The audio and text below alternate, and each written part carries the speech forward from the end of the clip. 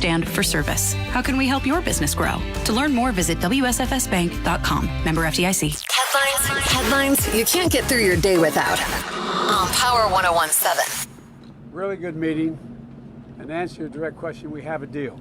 U.S. President Joe Biden on Thursday announced a bipartisan Senate deal had been struck to spend hundreds of billions of dollars on infrastructure projects. The $1.2 trillion proposal came after months of White House negotiations with Democratic and Republican lawmakers, something Biden embraced in his later remarks inside the White House. I'm pleased to report that a bipartisan group of senators, 5 Democrats, 5 Republicans, part of a larger group, has come together and forged an agreement that will create millions of American jobs and modernize our American infrastructure to compete with the rest of the world and own the 21st century.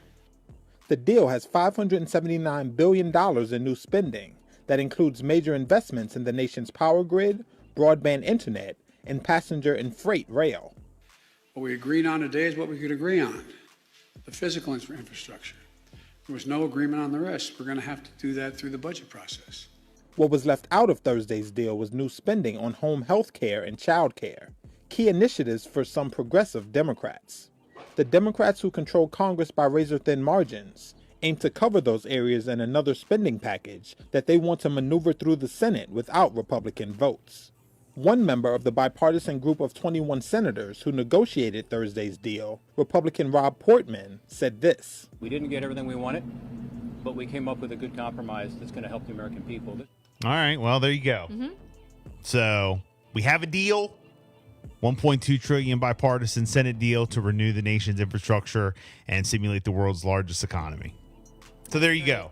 Does that mean fix roads? Isn't that is good. Can we fix the roads in Baltimore, please? I know you were talking about please, because they suck. Wow. Can we fix the roads in Baltimore? Thinking about what you were saying yesterday too, and what it feels like when you're riding over there, and you said it's just like terrible. Yeah. And then I started thinking about like other cities that I've visited, and I'm like, yeah, that is true. Well, like, Baltimore is terrible. You know, there is a lot that needs to be fixed. It just does. Well, let's get it done, guys. Let's get it done. Some sad news. Nearly 100 people remain missing as of early this morning after a partial collapse of a beachfront condo in Surfside, Florida around 1:30 a.m. yesterday. At least one person was confirmed killed and dozens of people were pulled out alive, with rescuers continuing to look for the survivors. Officials didn't know how many people were in the 12-story Champlain Tower South when a wing of the condo collapsed, as many residents are seasonal. Surfside City Commissioner Elena Salzhauer told local station WPLG that the building's mandated 40-year recertification process was ongoing at the time of the collapse. The building inspector had been on site Wednesday. Authorities did not say what may have caused the collapse of the condo located northwest of Miami, which was built in 1981. That's a shame. So very sad. I know. I saw the pictures, the video, the families. It's just tragic. Yeah, thoughts and prayers, man. Just awful. House Speaker Nancy Pelosi announced yesterday that the House will create a select committee to examine the January 6th attack on the U.S. Capitol. Pelosi said the select committee will investigate and report on the facts and the causes of the attack, and it'll make a report, recommendations for the prevention of any future attack. Her announcement came after Republicans last month blocked the creation of the bipartisan independent commission to investigate the attack. There will be Republicans on the select committee, but Democrats will have the majority and therefore will control it and have subpoena power. Former Minneapolis police officer Derek Chauvin is being sentenced today after being convicted I didn't know it was here already. In April of second-degree murder, third-degree murder, and second-degree manslaughter in the May 20th death of George Floyd. Prosecutors have requested a 30-year sentence, while the defense asked for probation, saying Chauvin was a product of a broken system who, quote, believed he was doing his job. This is some crazy news. America's mayor, Rudy Giuliani, his license to practice law in New York was suspended by an appeals court yesterday because of false statements he made while trying to get the courts to overturn Donald Trump's 2020 presidential election loss.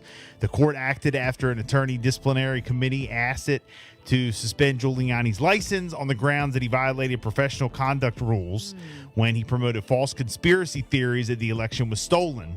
The court agreed, saying the seriousness of the respondents' Uncontroverted misconduct cannot be overstated. Giuliani reacted by calling the court's decision a disgrace and saying the opinion could have been written by a Democratic National Committee.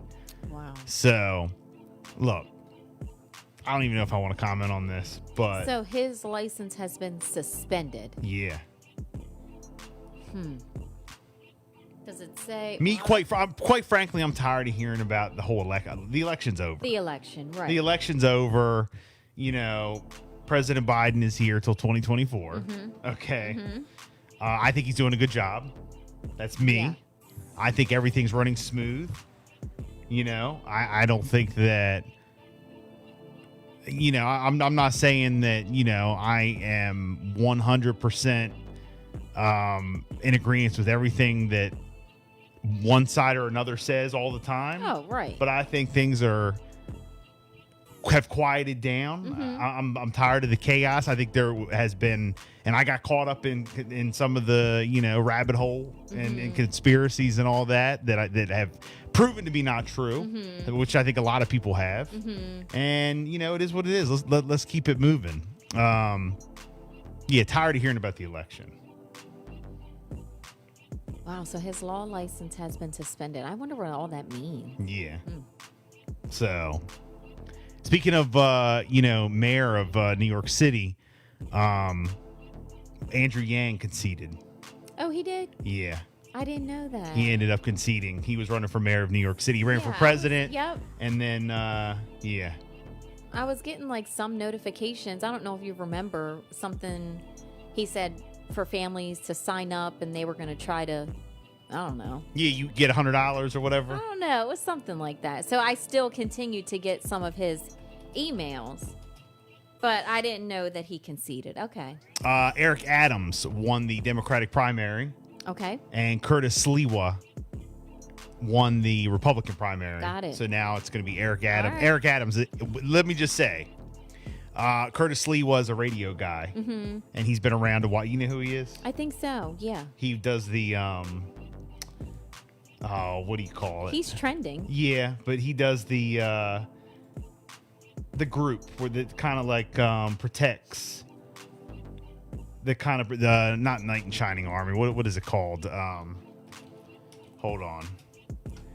Knight in Shining Armor. Yeah, no. I love it. That's not it. He's Guardian Angels. He's head of the Guardian Angels. No, I like the Knight in Shining Armor. I like that. I couldn't remember the name of it. Yes, no. Guardian Angels. Curtis Lee was head of the Guardian Angels in New York City, which basically kind of like citizens police. Is that what they are? Kind of, they help protect New York City. That's a good way to put it. Yeah. So something like that. But he's a good guy. But Eric Adams, it's a group they fight violence. You know? Yeah. That's what they're all about. The Guardian Angels. Yeah. I like Knight in Shining Armor. I do like that. Eric Adams will be your next mayor of New York City, by the way. I'm just going to put that out there right now. I'm calling it. All right. So, and it's all good. It's all good. So, let's see what else is going on here. Biden's sister gets a longtime advisor gets a book deal. President Biden's sister, Valerie Biden Owens, who is a longtime political advisor to him, has gotten a book deal.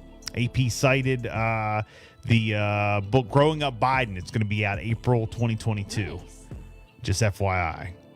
So, Jess, you got some local news. Yep, police in Easton are now continuing to investigate a plane crash that happened late yesterday morning. We are told that troopers with the Maryland State Police Easton Barrack responded to the Easton Airport around 11:15 a.m. for a report of a small plane crash. Preliminary investigation has revealed that the pilot was flying a single-engine plane when, for unknown reasons, the plane crashed in a field near the airport. The plane then became fully engulfed in flames after the pilot was removed from the cockpit. The pilot was flown by the Maryland State Police helicopter to shock trauma in Baltimore for treatment for their injuries, and the crash remains under investigation at this time. Also, here is an update on the Milton man that has been arrested on felony assault charges. We told you that police were looking for Trayvell Toppin, Well, he has now been located and arrested. The Delaware State Police were asking for the public's help in locating him. He's a Milton man. He was wanted on felony assault charges. We are told that at around 5 p.m. on June 16th, he's 22 years old, and him and a 61-year-old male victim got into a verbal argument at Bailey's Garage in Delmar. The argument did escalate, and Toppin reportedly hit the victim in the head with a metal object. The victim was taken to the Baltimore Shock Trauma with serious injuries, and police say that they were looking for him. Well, he has now been found, and he has been charged with first-degree assault and possession of a deadly weapon during the commission of a felony. So the Milton man has now been arrested on felony assault charges. So that's your update for that. Okay. 6:49. It is the Bill and Jessica show. We got sports up next.